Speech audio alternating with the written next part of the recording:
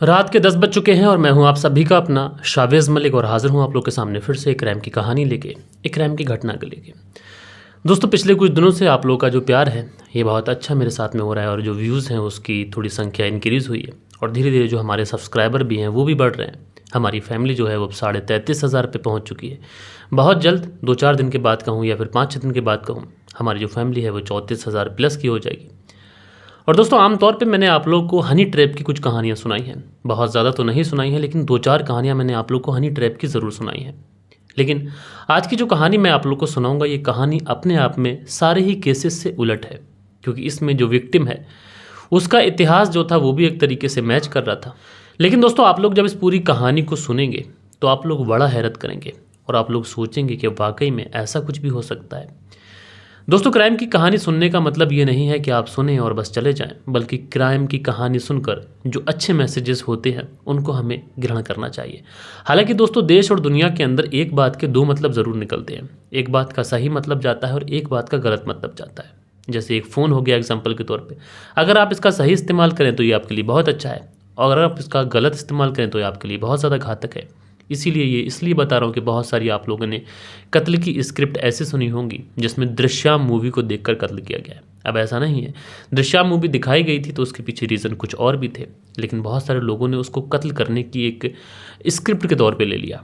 लेकिन दोस्तों, लोग ये नहीं सुनते हैं कि क्राइम कितनी ही ज़्यादा चालाकी से, कितना ही ज़्यादा सतर्क होकर किया जाए। जो क्राइम करने वाला व्यक्ति होता है वो आज नहीं तो कल बेनकाब भी होता है, बदनाम भी होता है और उसको सख्त से सख्त सज़ा भी मिलती है, जिसकी वजह से उसकी पूरी ज़िंदगी तबाह व बर्बाद हो जाती है।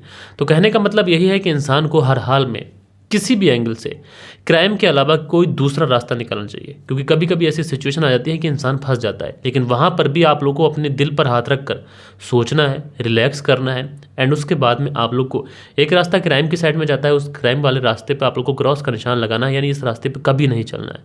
आप लोग को बीच का कोई रास्ता निकालना है जिससे ना क्राइम हो और आप भी उससे बच के निकल जाए। दोस्तों, बात करें अगर आज की घटना की, तो आज की घटना की शुरुआत होती है फरीदाबाद से, और इसी फरीदाबाद में एक सेक्टर लगता है, सेक्टर 8। और इसी सेक्टर 8 में एक थाना है, और इसी थाने के अंदर 28 मई साल 2023 को एक व्यक्ति आते हैं। वो व्यक्ति आते हैं, अच्छा नाम, अच्छा पहचान, अच्छा रुतबा उनका, पुलिस थाने में आते हैं। पुलिस थाने में आने के बाद में कहते हैं कि इस पुलिस थाने के अंदर जितने भी पुलिसकर्मी हैं सबको बाहर निकाला जाए। मैं जो कुछ बताना चाह रहा हूँ, वो जिसको मैं बताना चाह रहा हूँ सिर्फ वही सुने। अब ऐसा नहीं है दोस्तों कि मैं आप लोगों को कोई फिल्मी स्क्रिप्ट सुना रहा हूँ। ये जो कहानी मैं आप लोगों को सुना रहा हूँ ये 100% सच है। दरअसल जो कहानी ये पुलिस को सुनाता है, उस कहानी के हिसाब से इस कहानी की शुरुआत होती है साल 2019 से। और साल 2019 में इसी गाज़ियाबाद के अंदर एक सेक्टर लगता है, सेक्टर 14, और उसी सेक्टर 14 में ये रहा करता था। इसका अच्छा बड़ा मकान था, आलीशान कोठी टाइप की थी, बंगले थे, गार्डन था, गाड़ियाँ खड़ी हुई थी। आप इस बात से अंदाज़ा लगा सकते हैं कि इसके घर के अंदर पैसे की या फिर किसी सहूलियत की, किसी भी चीज़ की कोई कमी नहीं थी। ये व्यक्ति आगे बताता है कि सेक्टर 6 में इसकी एक स्टील यानी मेटल की एक फैक्ट्री थी, जिसमें लोहे का काम होता है, स्टील का काम होता। अच्छा स्टील का कारोबारी, करोड़ों में इसकी इनकम होती। काम इतना अच्छा था कि इसकी कंपनी के अंदर जो स्टील की इसकी फैक्ट्री थी उसके अंदर बहुत सारे वर्कर काम किया करते थे। करोड़ों में इनकम हो रही थी, अच्छा नाम, अच्छा रुतबा, घर परिवार के अंदर अच्छे पैसे आ रहे थे, तो परिवार के अंदर भी अच्छी खुशियाँ थी। सारी ही चीज़ें बहुत एक्यूरेट तरीके से चल रही थी। साल 2019 ये इस परिवार के लिए बहुत ज़्यादा बेहतर साल था। लेकिन दोस्तों, कहा जाता है कि कब किस इंसान की ज़िंदगी में क्या हो जाए कुछ नहीं पता, और इसी बीच में साल 2020 की शुरुआत होती है। और दोस्तों, इस साल 2020 वो साल था कि इस साल को पूरी दुनिया भूल नहीं सकती, मैं भी नहीं भूल सकता, क्योंकि इस साल 2020 ने मुझे पूरी तरीके से तोड़ के रख दिया था। मेरी अच्छी जॉब थी, अच्छा सब कुछ था जिस कंपनी में था, और उस कंपनी में उसका जो काम था वो एकदम से दिवालिया हो गया। और इसी साल 2020 में जब कोरोना की शुरुआत होती है, तो ये जो शुरुआत थी कोरोना की, ये इस परिवार के लिए भी ठीक नहीं रहती है, क्योंकि जब कोरोना की शुरुआत हुई तब लॉकडाउन लगा, और जब लॉकडाउन लगा तो आप सभी लोगों को पता है कि किसी का बाहर निकलना, चाहे उठना बैठना, सबका एकदम से बंद हो गया।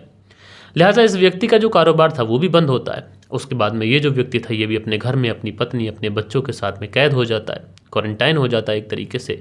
लॉकडाउन लगा था तो बाहर तो जा नहीं सकते थे। तो हर किसी का जो समय था ये ज़्यादातर टीवी, न्यूज़ चैनल, यूट्यूब या फिर फेसबुक या फिर इंस्टाग्राम पर गुजरा करता था।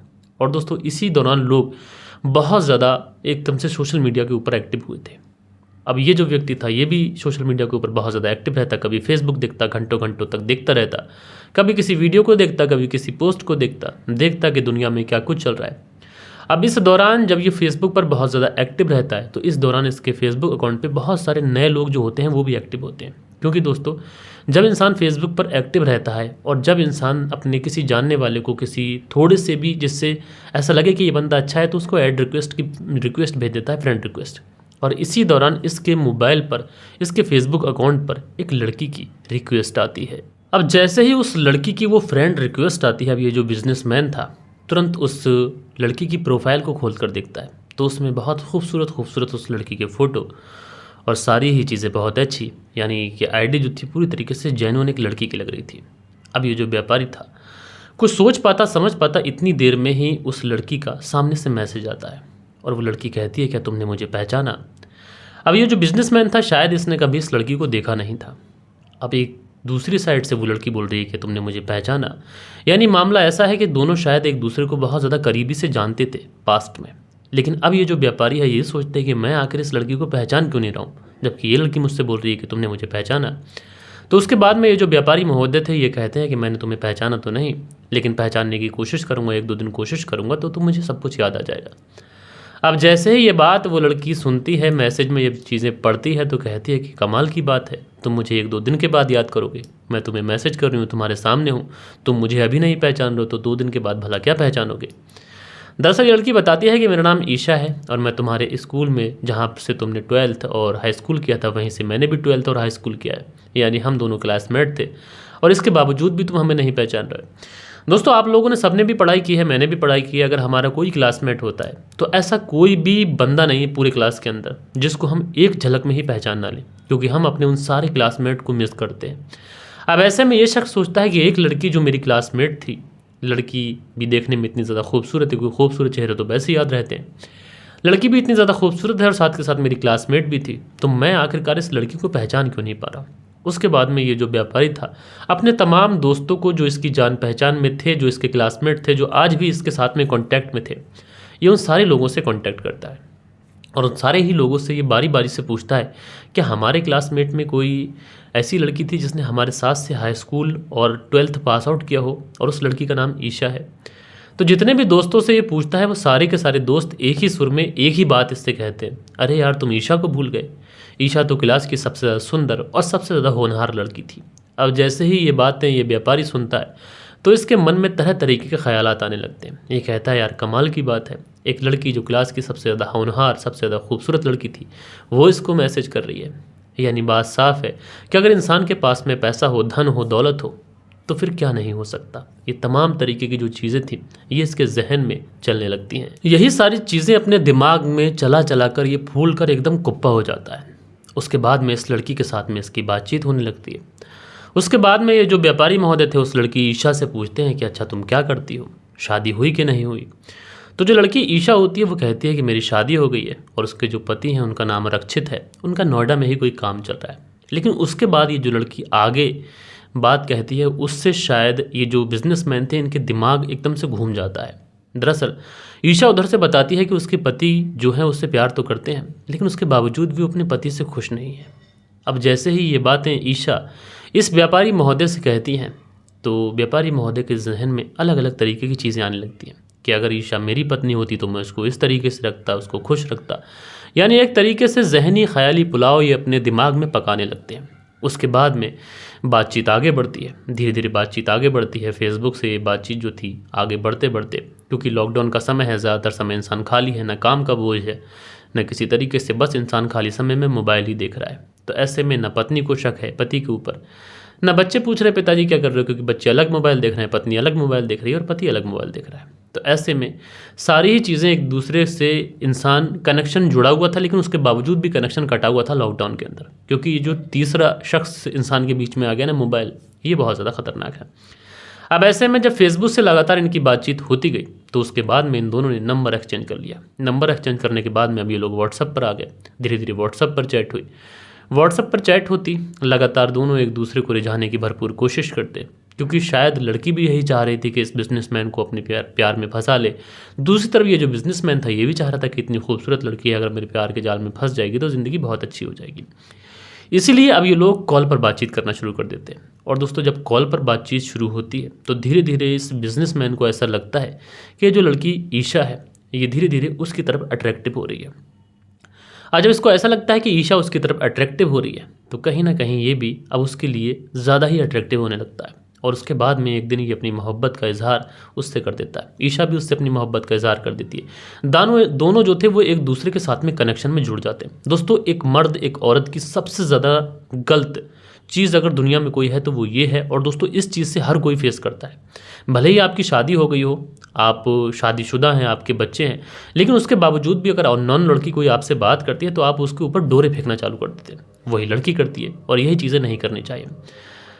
अब दोस्तों, उसके बाद में ये दोनों जब एक दूसरे की मोहब्बत में पागल होने लगते हैं, लगातार बातचीत होने लगती है, तो इन दोनों के जहन में सिर्फ और सिर्फ एक ही चीज़ चलती कि किसी तरीके से ये लॉकडाउन ख़त्म हो और उसके बाद में हम दोनों एक दूसरे से मिलें, एक दूसरे से मुलाकात करें, एक दूसरे के सामने बैठें, एक दूसरे की फीलिंग्स को समझें।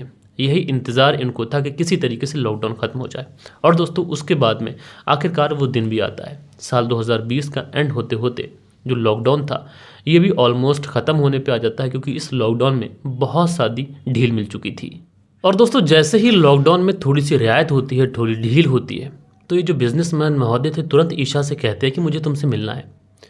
अब जैसे ही ये ईशा से ये कहते हैं कि मुझे तुमसे मिलना है तो ईशा जो थी इनकार करती है, कहती है कि मैं तुमसे मिलने कहीं पर आ नहीं सकती, क्योंकि जो मेरा पति है ये बहुत ज़्यादा सख्त है, मुझे कहीं आने जाने देता नहीं, इसीलिए मैं अपने पति से खुश नहीं हूँ।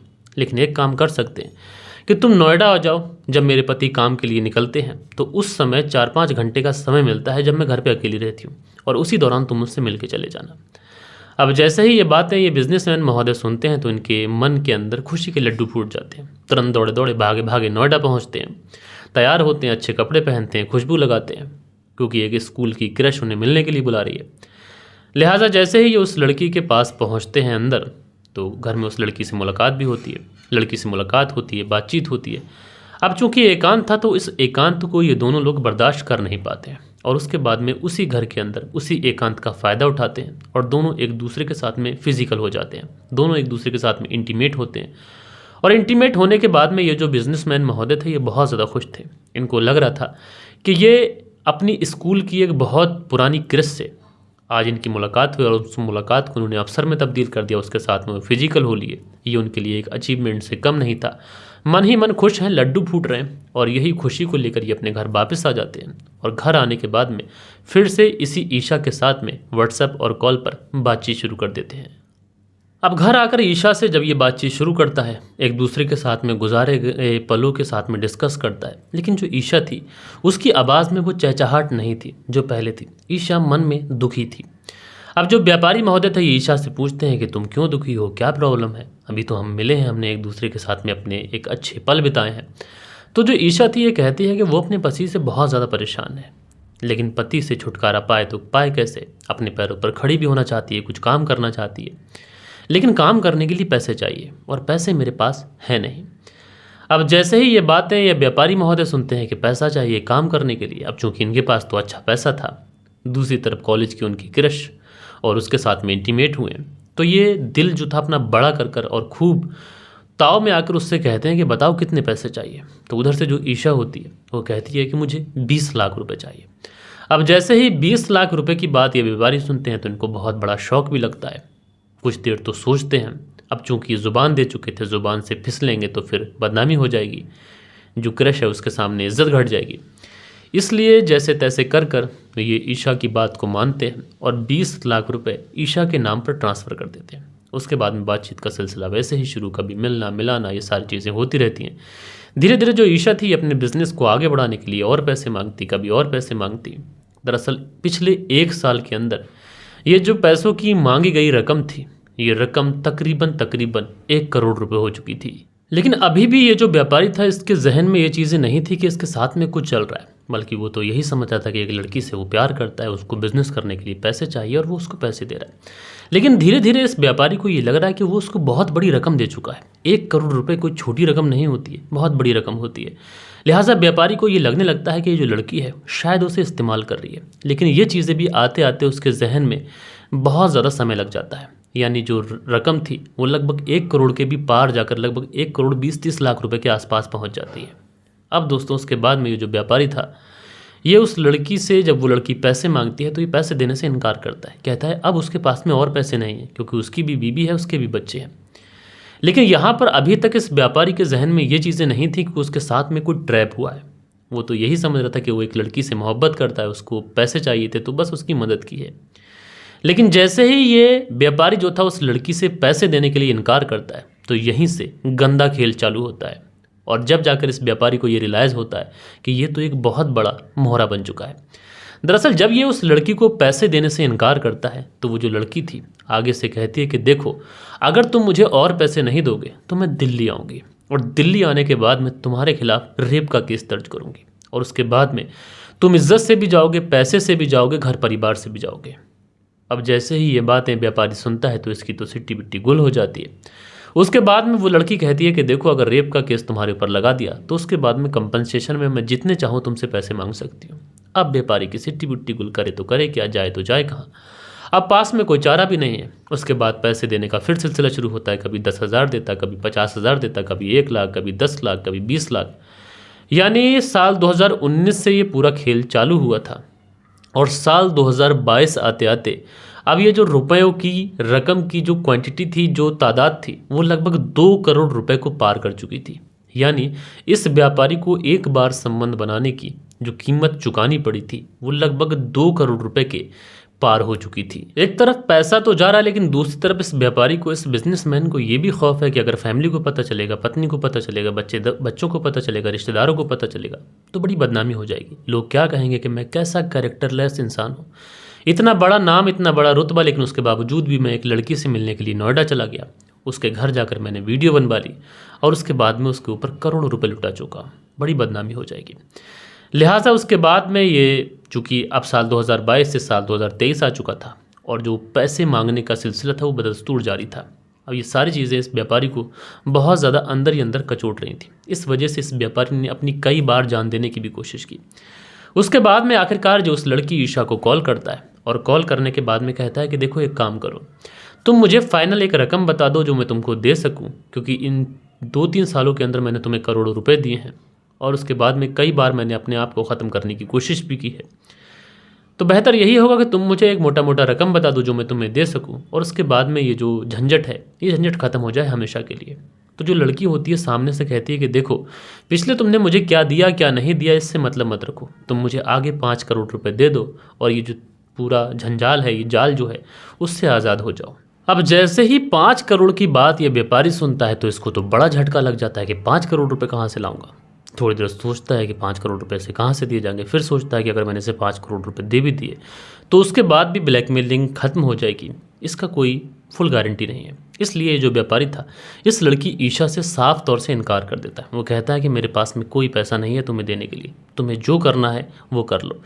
अब जैसे ही ये बातें ईशा सुनती है कि ये मुझे पैसे नहीं देगा, वो बौखला जाती है। वो कहती है कि देखो, मैं तुम्हारे खिलाफ कंप्लेंट कराऊंगी, तुम्हारी वीडियो वायरल कर दूंगी, तुम पे इल्ज़ाम लगाऊंगी तुमने मेरा शारीरिक शोषण किया है। तो जो व्यापारी था वो कहता है कि अब तुम जो चाहे कर लो, मेरे पास 1 रुपया नहीं है तुम्हें देने के लिए। चूँकि 5 करोड़ रुपए इतनी बड़ी रकम थी कि ये व्यापारी चाह कर भी उसे नहीं दे सकता था। उसके बाद में एक दिन ये व्यापारी अपने उसी कारखाने में बैठा होता है जो इसकी फैक्ट्री थी स्टील की। वहीं पर ईशा अपने पति दीक्षित और कुछ लोगों के साथ में आती है और इस व्यापारी के साथ में बहुत ज़्यादा मारपिटाई कही जाती है और इससे कहा जाता है कि देखो, अगर तुम पैसे नहीं दोगे तो हम पुलिस में जाएंगे। उसके बाद यह व्यापारी सोचता है कि अब ऐसे इस पूरे केस को सुलझाया जा नहीं सकता। उसके बाद में ये पुलिस में पहुंचता है। पुलिस में पहुंचने के बाद में सारी बातें सिलसिलेवार तरीके से बताता है कि कैसे उसके पास में मैसेज आया, उसकी जानने वाली का मैसेज आया। उसके बाद में एक बार उससे मुलाकात कर ली। उसके बाद में वो तकरीबन उसको 2 करोड़ रुपए से ज़्यादा दे चुका है। अब पुलिस वाले उससे ये पूछते हैं कि तुमने पैसे कैसे दिए, कहाँ दिए, वो पैसों की बात कहाँ पर हुई। तो आमतौर पर जो पैसों की लेन देन की बात होती थी व्हाट्सअप कॉल पर हो जाती है, क्योंकि दोस्तों व्हाट्सअप कॉल इंसान रिकॉर्ड नहीं कर सकता। बाकी पुलिस चाहे तो व्हाट्सअप कॉल की डिटेल पूरी निकाल सकती है, पुलिस से कुछ भी अछूता नहीं है। लिहाजा जैसे तैसे कर पुलिस मामला दर्ज करती है। उसके बाद में इसके पति दक्षित और इस रक्षित और ईशा इनके मोबाइल नंबर को ट्रेस करके इन्हें गिरफ्तार किया जाता है और इनसे ये पूछताछ की जाती है कि आखिर इनके कौन कौन जाल में पहले भी फंस चुका है। तो दोस्तों, हनी ट्रैप के मामले ऐसे नहीं हैं कि पहला मामला था, लेकिन इस कहानी के अंदर सबसे अजीब ये था कि आमतौर पर लोग शिकार हो जाते हैं हनी ट्रैप में कि कोई अननोन नंबर से कॉल आती है किसी लड़की का जिसे जो पहले जानते नहीं है, जिससे पहले मिले नहीं। लेकिन एक लड़की जो बाकायदा आपके स्कूल में पढ़ी है, आपकी क्लासमेट रही है और आप उसको जानते हैं नहीं जानते हैं, इसको जानने के लिए आप बाकायदा अपने फ्रेंड से क्रॉस चेक भी करते हैं और सारे ही फ्रेंड बताते हैं कि हाँ वो अपने साथ पढ़ी है। तो ऐसी लड़की अगर हनी ट्रैप में आपको फंसा ले तो फिर क्या ही कहा जा सकता है। लेकिन दूसरी तरफ कुछ लोग ये भी सोचेंगे कि अगर वो व्यक्ति इतना कैरेक्टरलेस ना होता, उससे मिलने के लिए ना जाता, तो शायद ये सब कुछ ना होता। तो आप लोग बताइएगा अपना ओपिनियन मुझे कि आप इस पूरी कहानी के अंदर सबसे बड़ी गलती किसकी मानते हैं।